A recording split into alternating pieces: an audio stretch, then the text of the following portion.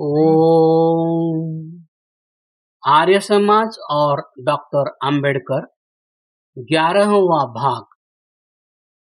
पंडित शिवपूजन सिंह और डॉक्टर अंबेडकर।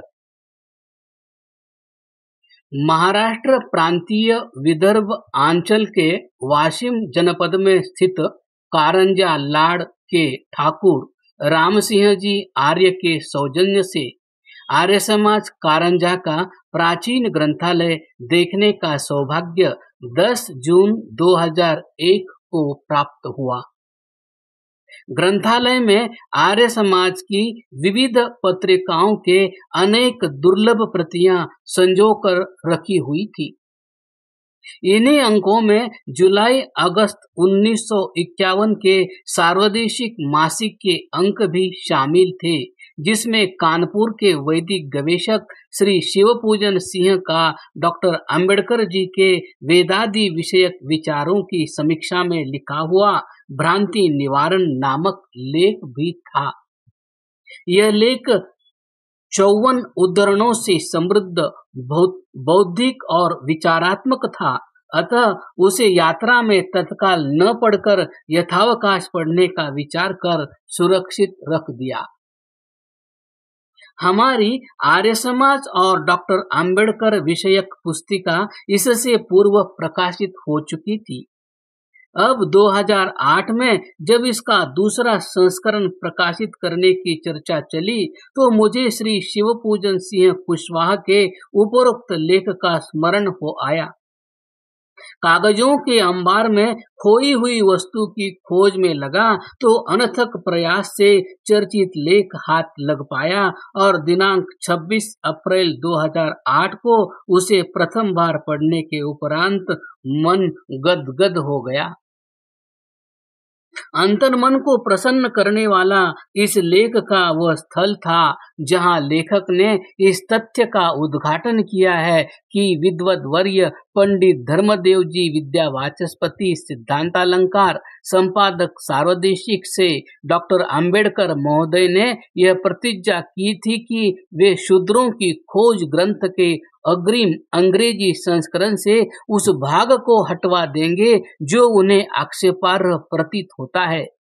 इस ग्रंथ के हिंदी अनुवादक पंडित सोहनलाल जी शास्त्री महोदय को भी डॉक्टर अंबेडकर महोदय ने कहा था कि हिंदी संस्करण से भी वह आक्षेपार्ह अंश निकाल दिया जाए। यहाँ अंग्रेजी हिंदी संस्करण से जिस भाग या अंश को हटा देने की बात चल रही है, उसे हमने आर्य समाज और डॉक्टर अंबेडकर के प्रथम संस्करण की पाद टिप्पणियों में 12वें क्रमांक पर उद्धृत किया था। इस अंश की ओर हमारा विशेष ध्यान मनुस्मृति के भाष्यकार प्राध्यापक डॉक्टर सुरेंद्र कुमार जी हरियाणा तथा डॉक्टर ब्रह्ममुनि जी वानप्रस्थ महाराष्ट्र ने भी दिलाया था। शूद्रों की खोज ग्रंथ की प्रस्तावना में प्रकाशित वह अंश इस प्रकार है। यह पुस्तक आर्य समाज मत के विरुद्ध है। यह विरोध दो आवश्यक बातों में है। पहली, आर्य समाजियों का यह विश्वास है कि आर्यों में 4 वर्ण आदि से कायम हैं, लेकिन प्राचीन ग्रंथों से ज्ञात होता है कि पहले भारतीय आर्यों में सिर्फ 3 ही वर्ण थे।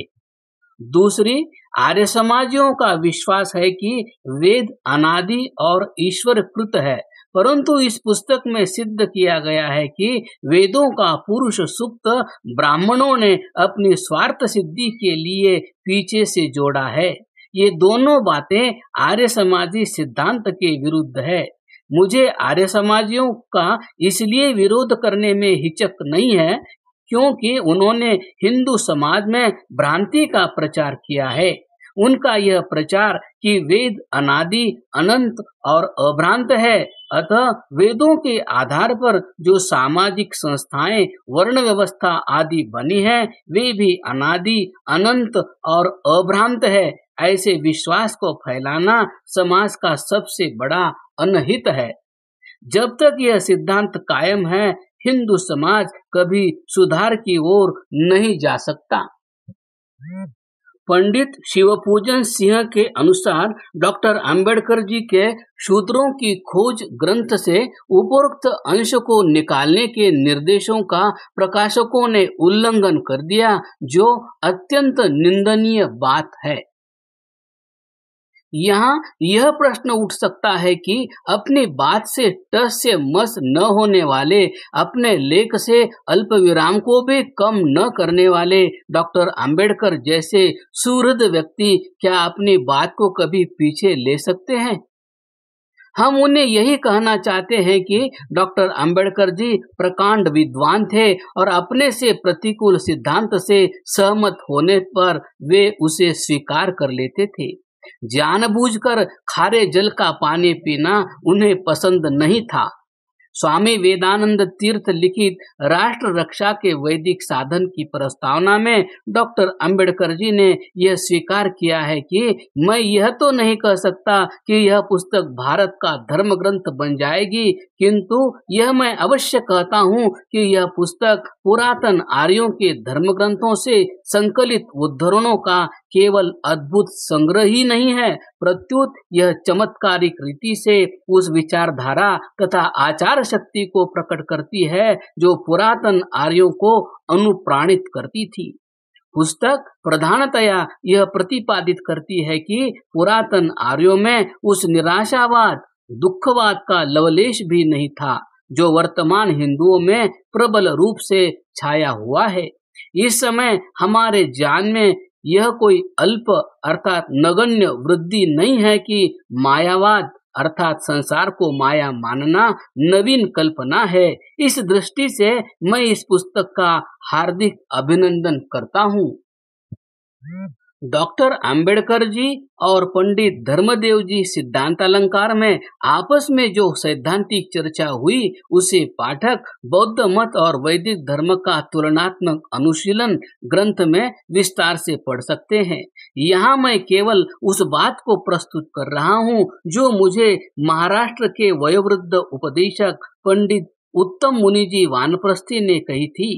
वह यह कि एक बार पंडित धर्मदेव जी ने हमसे कहा था कि माननीय डॉक्टर अंबेडकर जी ने हमारा कथन संपन्न होने के उपरांत यह कहा कि एक माँ अपने बच्चे को जैसे समझाती है उस वात्सल्य भाव से आपने मुझे वैदिक धर्म समझाने का प्रयास किया है, पर मैं क्या करूं, इन हिंदुओं की मानसिकता मुझे बदलती हुई प्रतीत नहीं होती। उनका स्वभाव कठमुल्लाओं की तरह प्रतिगामी हो गया है। प्राध्यापक डॉक्टर महेंद्र दास ठाकुर के अनुसार डॉक्टर अंबेडकर स्वयं आर्य समाज में दलितों के साथ प्रवेश करने का मन बना चुके थे, लेकिन हिंदू महासभा तथा आर्य समाज की निकटता को देख वे बुद्ध दीक्षा की ओर मुड़े।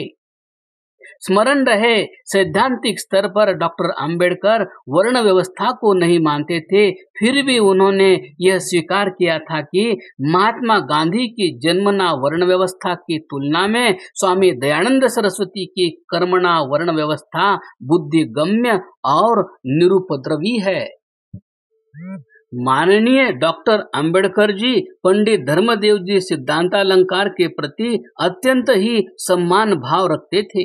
इस तथ्य का पता इस बात से चलता है कि उन्होंने अपने विधि मंत्री के काल में भारत सरकार के विधि मंत्रालय की ओर से हिंदू कोड बिल तथा उसका उद्देश्य नामक 204 पृष्ठों का एक ग्रंथ प्रकाशित किया था, जिसमें पंडित धर्मदेव जी द्वारा लिखित 10 लेखों की एक लेखमाला पृष्ठ 56 से 113 तक उद्धृत करते हुए डॉक्टर अंबेडकर जी ने लिखा था, वेदों के सुप्रसिद्ध विद्वान पंडित धर्मदेव विद्या वाचस्पति उन थोड़े से व्यक्तियों में से है जिनके जीवन का अधिकांश समय वेदों एवं आर्यों के अन्यान्य प्राचीन धर्म ग्रंथों के अनुशीलन और अनुसंधान में बीता है।